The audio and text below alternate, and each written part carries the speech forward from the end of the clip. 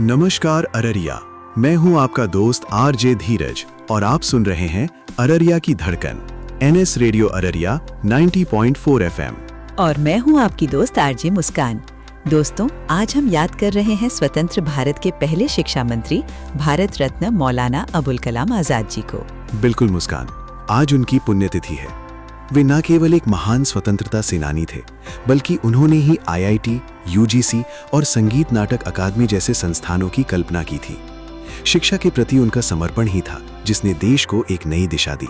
धीरज, क्या आप जानते हैं, मौलाना आजाद बचपन से ही इतने प्रतिभाशाली थे कि उन्होंने मात्र 12 साल की उम्र में एक लाइब्रेरी और एक पत्रिका नैरांगे आलम शुरू कर दी थी। बिल्कुल मुस्कान, और ताजुब की बात तो ये है कि 15 साल की उम्र में तो वो अपने से दुगनी उम्र के छात्रों को पढ़ाया करते थे। लोग उन्हें मौलाना कहने लगे थे, जिसका अर्थ होता है हमारे गुरु। उनकी एक और खास बात थी, उनका असली नाम मुहिउद्दीन अहमद था, लेकिन उन्होंने अपना उपनाम आजाद खुद चुना था।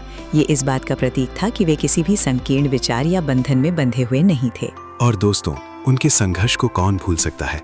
उन्होंने अल हिलाल अखबार शुरू किया ताकि लोग जागरूक हों, जिसे ब्रिटिश सरकार ने बैन कर दिया, लेकिन वो डरे नहीं।